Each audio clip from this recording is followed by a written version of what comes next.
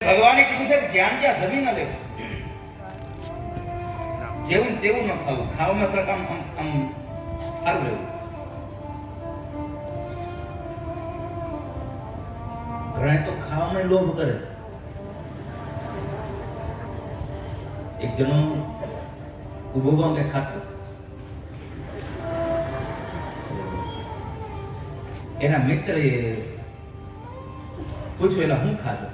કે સિંગ દાણા ખાવ. લાઈન બે દાણા? કે ખાલી એમનેમ ખાલી ભાવ કરું છું, સિંગ દાણા ખાવ છે કાંઈ નહીં હાથમાં. કે ખાલી તારે એમનેમ જ ચાવવા છે તો કાજુ ચાવી ને સેવ કામ જાય છે. ઘણા આવા હોય. તો ભગવાને વિદુરજીના ઘરે તાંદળિયાની ભાજી ને બાજરાના રોટલા ખાધા.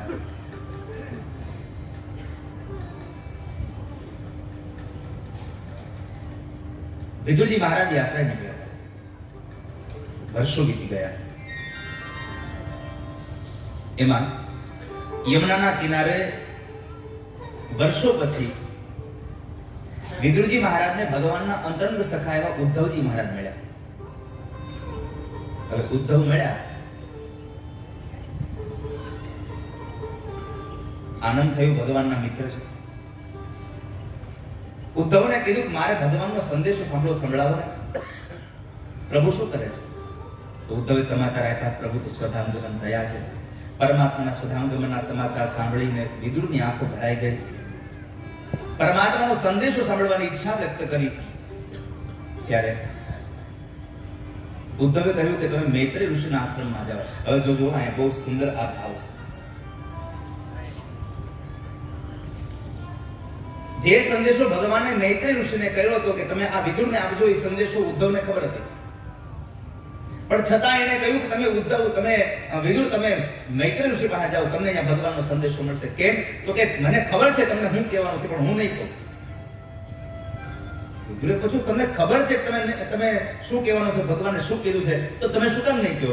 ત્યારે ઉદ્ધવે કહ્યું હું એટલા માટે નહીં કહું કે જ્યારે આ સંદેશો ભગવાન કહેતા હતા કે વિદુરને તમે આ કહેજો, ત્યારે ભગવાનની નજર મૈત્રેય સામે હતી. એટલે મને ખબર પડી કે આ મારે નહીં, મૈત્રેયને કહેવાનું છે. નહીં તો આપણે શું કરીએ? આપણને સાચું ખોટું કઈ ખબર ન હોય તો આપણે કોકને જવાબ આપી દઈએ.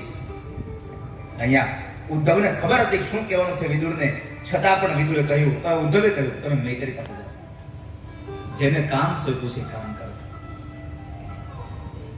અને એવા સમયે એક રાત્રિ ભગવાનના બે મિત્રો સાથે રહ્યા. વિદુરજી પછી મૈત્રેય ઋષિના આશ્રમમાં આવ્યા. અને મૈત્રેય ઋષિના આશ્રમમાં આવી અને એને પહેલો પ્રશ્ન કર્યો, સુખાય કર્માણિ કરોતિ લોકો નતે સુખમ વાન્યદુપારમ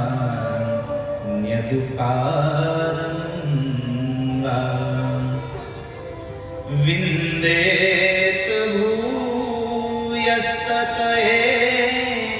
દુઃખમ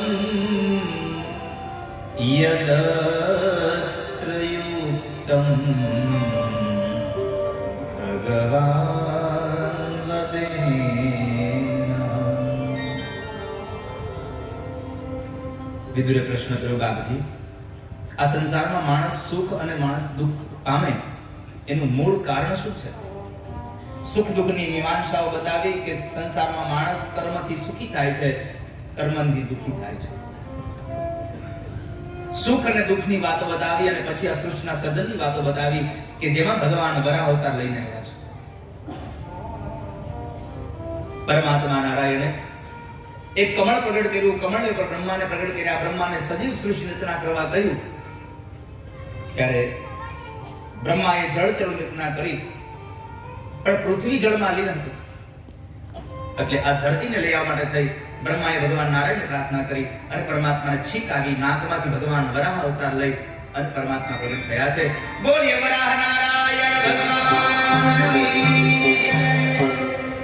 ભગવાન નારાયણ વરાહ નારાયણનો અવતાર થયો.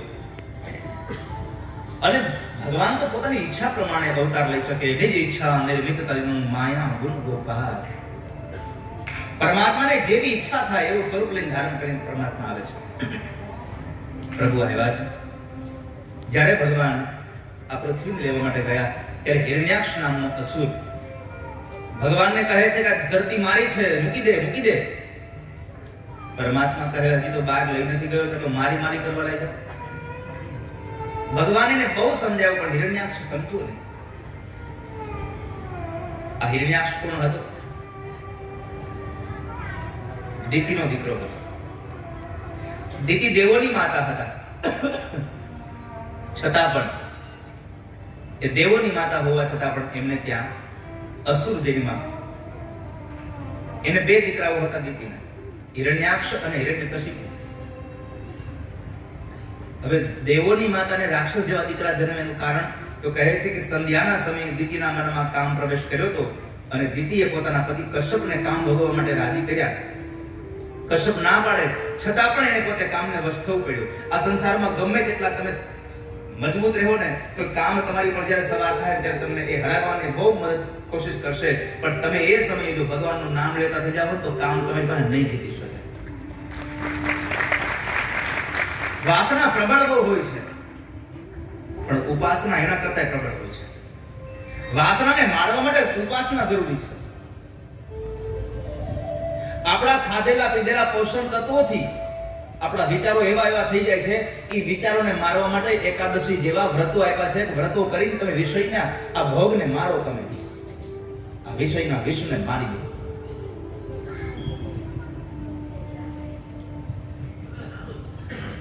એટલે સંધ્યાના સમયે ભોગને ભોગવો ત્યારે ચાર દોષ લાગ્યા. એક સંધ્યા એટલે સમયનો દોષ, મન ઉપરનો સંયમ ગુમાવ્યો એનો દોષ, પતિની આજ્ઞાનું ઉલ્લંઘન કર્યું એનો દોષ, અને છેલ્લે ભગવાન શિવ અને ભવાની આ સંધ્યાના સમયે વિચરણ કરવા નીકળે એટલે સંધ્યાના સમયમાં શિવ અને ભવાનીનો અપરાધ થયો. આ ચારના અપરાધને લઈ અને એના ઉદરમાં બે દીકરાઓ આવ્યા પણ એ રાક્ષસ જેવા આવ્યા. એમાં હિરણ્યાક્ષને પરમાત્મા ભગવાન વરાહે માર્યો. આ બે રાક્ષસો હતા એ ભગવાન નારાયણના બે દ્વારપાળ હતા, જય અને વિજય.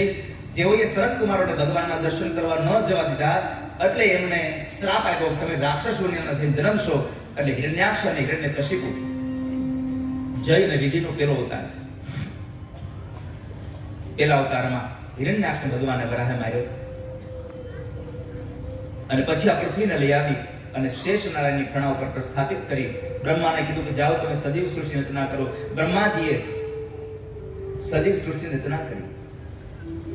સનત માનસ પુત્રોએ એની આ સૃષ્ટિ ચલાવી નહીં, રુદ્રોએ એની સૃષ્ટિ ન ચલાવી. ત્યારે એક સ્ત્રી અને એક પુરુષ, મનુ મહારાજ અને શત્રુપા રાણી, મનુ અને શત્રુપાનું પ્રાગટ્ય કર્યું. એ બેવ જણાને સંસાર ચલાવવા માટે કહ્યું. એ બેવ જણાએ સંસાર ચલાવ્યો. એમાં દેવહૂતિ, આકૃતિ અને પ્રસૂતિ, પ્રિયવ્રત અને ઉત્તાનપાદ, આ 5 સંતાનો એને થયા. 3 દીકરીઓ અને 2 દીકરાઓ થયા. એમાં દેવહૂતિના લગ્ન કર્દમ ઋષિ સાથે કરવામાં આવ્યા છે. કર્દમની હારે જ્યારે દેવહૂતિને પરણાવ્યા,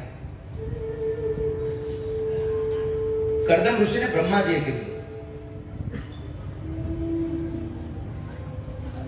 કે કર્દમ તમે દાંપત્ય જીવનનો પ્રારંભ કરો, સંસાર ચલાવો. કર્દમે એક જ કહ્યું કે ભગવાન જેવો દીકરો થાય તો મારે દાંપત્ય જીવન સાર્થક બને, નહીં તો મારે દાંપત્ય જીવનમાં પડવું નથી.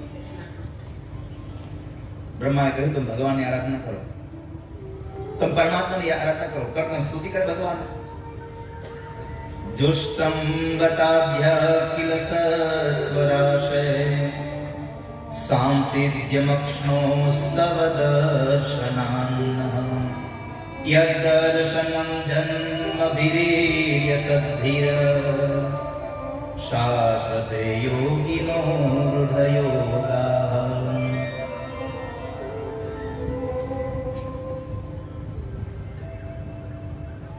भगवान આ સંસારમાં જેને ભવસાગર પાર કરવાની ઈચ્છા છે એના માટે તમારા ચરણ જ નૌકાને સમાન છે. હું તમને પ્રાર્થના કરું છું ભગવાન આપ રાજી થાવ આ પ્રસન્ન થનારી સ્તુતિ કરી એટલે પરમાત્મા પ્રસન્ન થયા. હવે કર્દમ ઋષિને કીધું તમે માગો, શું જોઈએ તમારે? કર્દમ ઋષિને કહ્યું તમારે જે માંગવું હોય તે માંગી લો. કર્દમે કહ્યું કે ભગવાન મને ત્યાં તમારા જેવો દીકરો થાય એવી કૃપા કરો, મારે ત્યાં તમારા જેવો દીકરો થાય એવી કૃપા કરો. ભગવાને કીધું સંસારમાં મારા જેવું તો બીજું કોઈ છે જ નહીં, હું એકલો છું. પણ તમે માંગ્યું છે એટલે મારે આપવું પડશે, એટલે હું તમારે ત્યાં દીકરો બનીને આવીશ. હું તમારે ત્યાં દીકરો બનીને આવીશ. વાક્ય બોલ્યા ભગવાન. પછી કર્દમ ઋષિને કહ્યું કે તમારે ત્યાં દીકરો બનો, પણ તમારા લગ્ન તો થયા નથી, તમારી પત્ની તો છે નહીં, તો હું શું તમારે ત્યાં દીકરો બનીને આવું? કર્દમ ઋષિ કીધું ભગવાન તો યાદ રાખો, તમારે જે માના કુખથી જન્મ લેવો છે એની આરે મને પરણાવવાનું કામ એ તમારું છે. માણસને માગતા આવડવું જોઈએ. શું માંગવું જોઈએ? આજે સવારમાં ભગવાન ઠાકોરજી પધાર્યા અને એ બધા આખો પરિવાર પગે લાગતા હતા. આકૃતિબેને આવીને છેલ્લે મને કહ્યું ભગવાન દાદા એવા આશીર્વાદ આપો કે આજ જેવી કથા કરીને એવી હજી પણ અમે બીજી કથા કરી શકીએ, એવા આશીર્વાદ અમને આપો. હું કહેતો તો હજી એક કથા પૂરી તો થવા દો. પણ અમે તો ભગવાનને પ્રાર્થના કરીશું આજે એકાદશીના દિવસે આટલા બધા લોકો અહીં બેઠા છો, ભગવાનને પ્રાર્થના કરજો કે આવા સદ વિચારો ભગવાન ઠાકોરજીના સંપન્ન કરે, એના ઘરમાં એટલી સદલક્ષ્મી આવે કે બીજી વખત આવી કથા કરે અને આપણને બધાને કથા સાંભળવા મળે.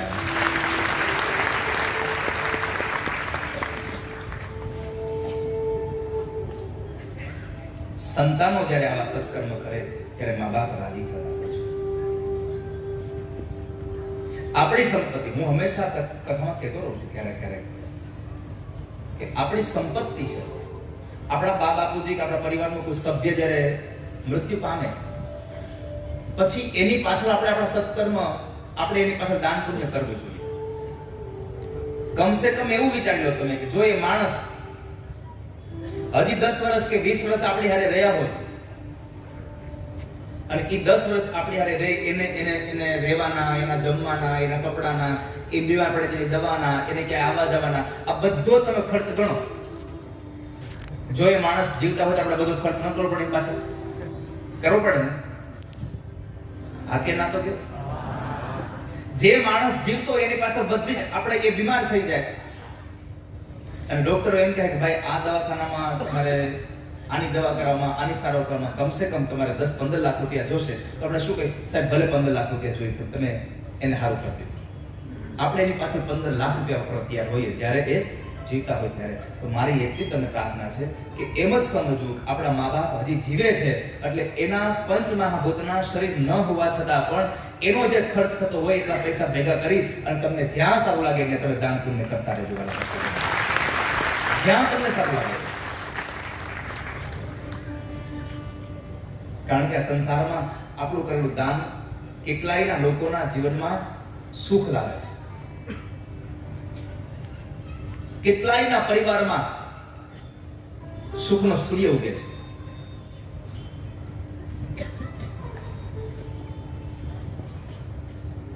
તો તમારે માના કુખથી લેવું છે જન્મ, એને મને પ્રણાવી દો. પછી ભગવાને કહ્યું કે કર્દમ આજથી ત્રીજા દિવસે તમારા આશ્રમમાં મનુ અને શત્રુપા આવશે અને એની દીકરી દેવહૂતિનો હાથ લઈને આવશે, એનો તમે સ્વીકાર કરજો, હું તમારે દીકરો બનીને આવીશ. આટલું કહી ભગવાન અંતર્ધાન થયા. કર્દમ ઋષિ તો પોતાના કર્મની અંદર તત્પર હતા, ભગવાનનો જપ તપ કરતા હતા. એમાં બરાબર ત્રીજા દિવસે સૂર્યોદય થયો અને ત્રીજા દિવસના સૂર્યોદય પછી મનુ અને શત્રુપા પોતાના રથની અંદર દીકરી દેવહૂતિને બેસાડી અને કર્દમ ઋષિના આશ્રમમાં આવ્યા. કર્દમને ત્યાં આવી અને કર્દમને વંદન કર્યા. કર્દમે 3 આસન આપ્યા. 2 આસનો પર મનુ અને શત્રુપા બેસી ગયા, પણ દેવહૂતિ નીચે બેઠા.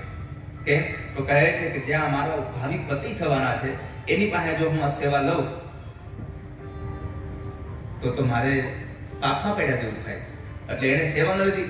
બીજો વિચાર એ આવ્યો કે મારા પતિની આજ્ઞાનું ઉલ્લંઘન કરું તો મારા પાપ થાય, એટલે શું કરું? તો એવા સમયે એમણે પોતાનો હાથ આસન પર પધરાવ્યો. એટલે કર્દમ ઋષિ સમજી ગયા કન્યા બરાબર છે. પછી દેવહૂતિની વાત મનુ મહારાજે કરી, મારી દીકરીનો હાથ તમને આપવા આવ્યા છીએ. કર્દમ ઋષિ કહ્યું, તમે મહેલમાં રહેનારા છો, હું તો જંગલમાં રહેનારો, અહીંયા તો ભૂખ ને તરસ બધું સહન કરવું પડે. પણ દેવહૂતિએ કીધું કે ભલે સહન કરવું પડે, હું સહન કરીશ, પણ મને તમારા જેવા પતિ મળતા હોય તો.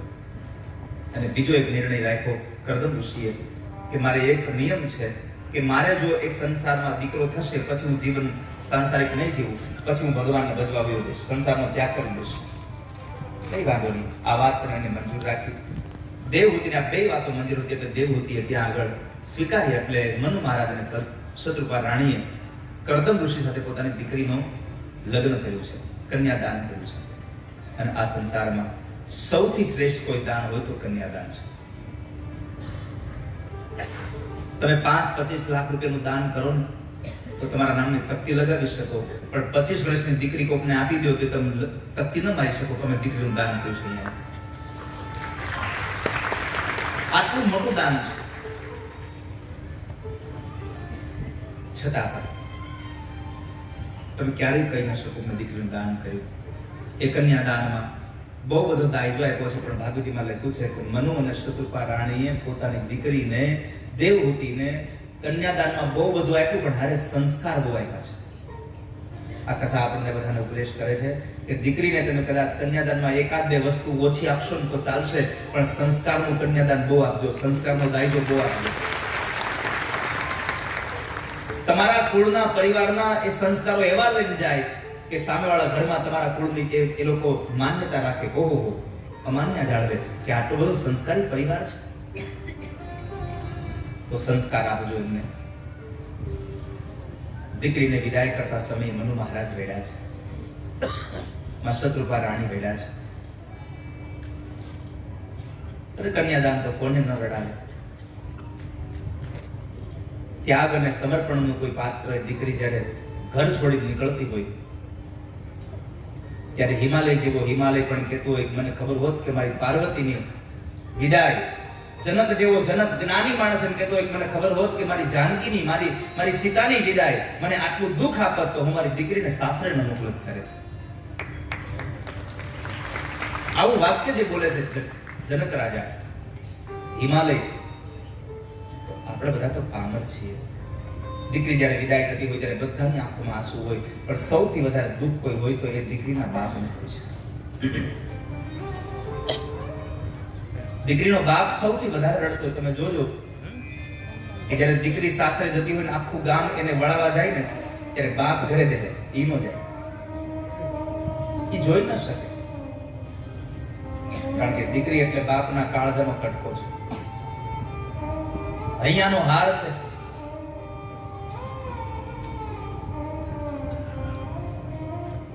બાપને દીકરી એટલા માટે વાલી છે કે જેટલું ધ્યાન માં રાખે એના કરતા હવાયું ધ્યાન ઈ દીકરી રાખે છે બાપનું.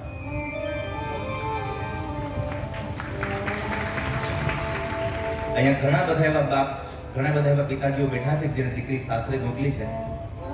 સાચું બોલજો, જ્યારે દીકરી સાસરે ગઈ અને પહેલી વાર દીકરી જ્યારે મળવા આવે ત્યારે સૌથી વધારે અધીરો કોઈ સંસારમાં હોય તો એ દીકરીનો બાપ હોય.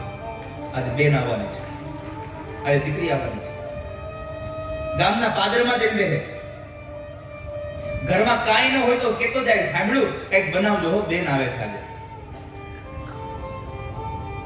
કંધોતર જેવો દીકરો કદાચ ગુજરી જાય ને તો બાપ કઠણ થઈ જાય, આંખમાં આંસુ ન આવવા દે. પણ 22-25 વર્ષની દીકરી સાસરે જાય ત્યારે કોઈ બાપ એવો નહીં હોય જેની આંખ આંસુથી ભરી નહીં હોય. આંખમાંથી નીકળે જ અશ્રુ.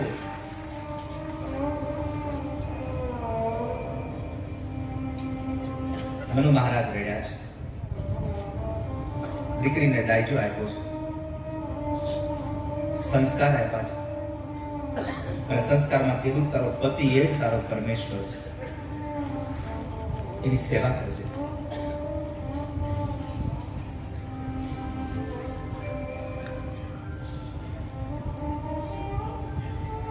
તારા મનમાં તારો પરમાત્મા એ તારો પતિ છે. દાયજો આપીને મનુ મહારાજ અને શત્રુપા રાણી નીકળી ગયા. દેવહૂતિએ પોતાના પતિની સેવા કરી. જ્યારે સેવા કરે છે વર્ષો વીતી ગયા. આટલા વર્ષો વીત્યા પછી એને કોઈ દિવસ સંસારને ભોગવવાનું કીધું નહીં કરદમ ઋષિને. પણ વર્ષોના વર્ષો વયા ગયા પછી કરદમને ખબર પડી અને કરદમે કહ્યું કે મનુપુત્રી, હું તમારાથી બહુ રાજી છું, તમારે શું જોઈએ છે માગી લો. પ્રજાપતિની વાત કરી. સૌ પ્રથમ એને 9 કન્યાઓ થાય છે. કેટલી દીકરીઓ થઈ? 9 દીકરીઓ થઈ.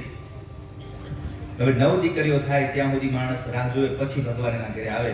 આપણે એક દીકરી આવે ત્યારે હસતા હોઈએ, બીજી દીકરી આવે તો મોઢું ચડાવી બેઠા હોય, જો ત્રીજી આવી હોય ને તો ન બોલવાના શબ્દો બોલતા હોય.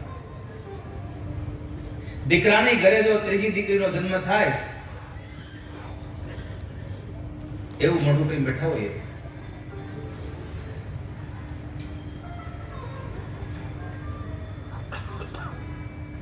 કોઈ આવીને પૂછે કે બેન કેમ શું છે તમારા ઘરમાં, કોઈ કઈ દુઃખદ ઘટના ઘટી?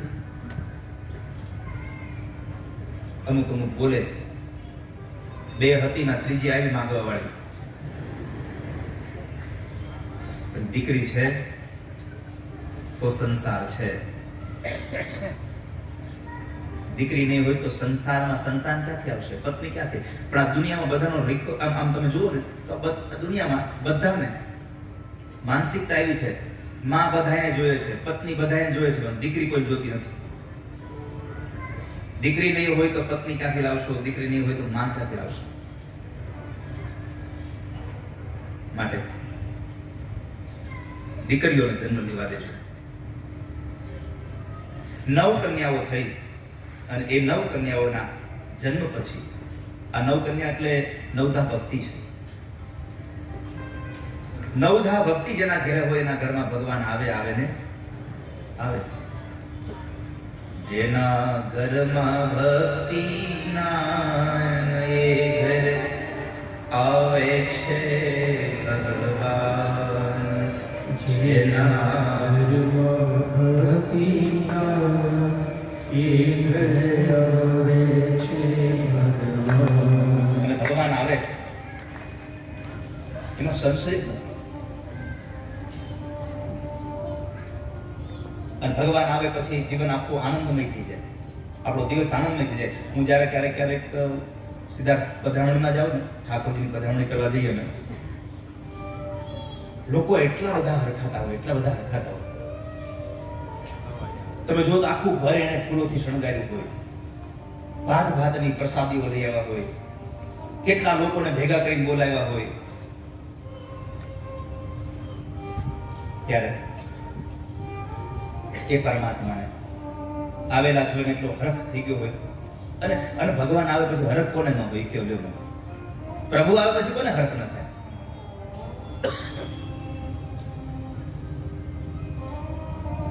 ઘણા તો હરખમાં એટલા ગાંડા થઈ જાય, એની ઘરેથી ભગવાન પધરામણી કરીને નીકળે અને પછી બીજાને ઘરે જાય ને વાહે આવી લો. આપણે પૂછે હમણાં તમારી ઘરેથી આવ્યા નહીં ભગવાન, તો શું કે ખબર? દાદા તમે અમારા ઘરે આવ્યા, અમે હરખમાં ભૂલી ગયા, આ તમને સાલ દેવાની બાકી રહી ગઈ, લ્યો સાહેબ. આ હરખ છે, આનંદ છે. આનંદમાં માણસ બધું ભૂલી જાય છે.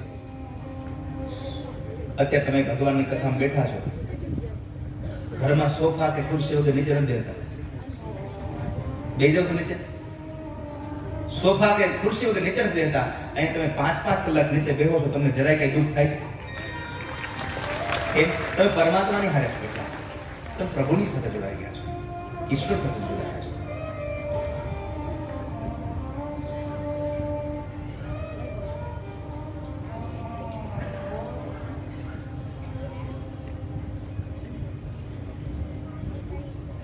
નવ દીકરીઓ થઈ અને ત્યાર પછી એને ત્યાં સ્વયં ભગવાનના અંશ અવતાર આવ્યા. ભગવાન કપિલ નારાયણનું પ્રાગટ્ય થયું છે. બોલીએ કપિલ નારાયણ ભગવાન કી. ભગવાન કપિલ નારાયણનું પ્રાગટ્ય થયું. કપિલ નારાયણ ભગવાને પ્રાગટ લીધા પછી કરદમ ઋષિએ પોતાની 9 દીકરીઓને ઋષિ મુનિઓ સાથે પરણાવી અને પોતે ભગવાનના ભજન માટે નીકળી ગયા. અને અહીંયા માં દેવહૂતિએ ભગવાનને પોતાના ગુરુ બનાવી, પોતાના દીકરાને પોતાનો ગુરુ માની અને એની પાસે જ્ઞાન લે છે. આ સંસારમાં જ્ઞાન લેવા માટે માણસ આપણાથી ઉંમરમાં મોટો હોય એની આવશ્યકતા નથી.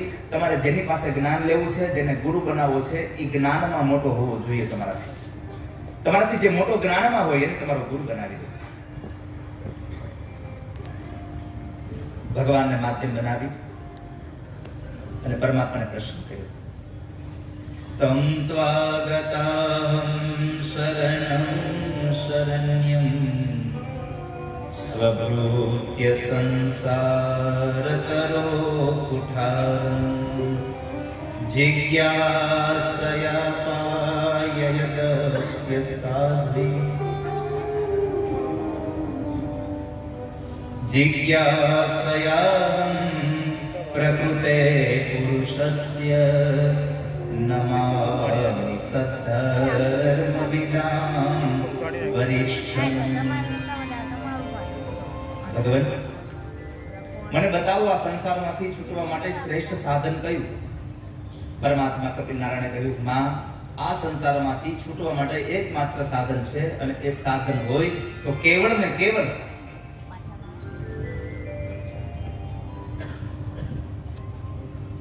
અધ્યાત્મનો માર્ગ છે. તમારા જીવનમાં જો મોક્ષ ગતિને પ્રાપ્ત કરી લેવી હોય, મુક્તિને મેળવવી હોય, તો સાધુનો સંગ કરો, સંતોનો સંગ કરો. સાધુનો સંગ કરો તો પ્રશ્ન પૂછો તો માએ કે ભગવાન સાધુ કોને કહેવાય? અજાત શત્રવઃ શા.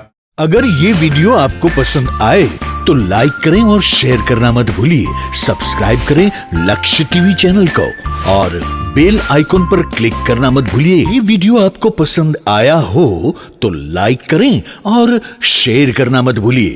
सब्सक्राइब करें लक्ष्य टीवी चैनल को, हाँ, और बेल आइकॉन पर क्लिक करना मत भूलिएगा लेटेस्ट वीडियो सबसे पहले पाने के लिए.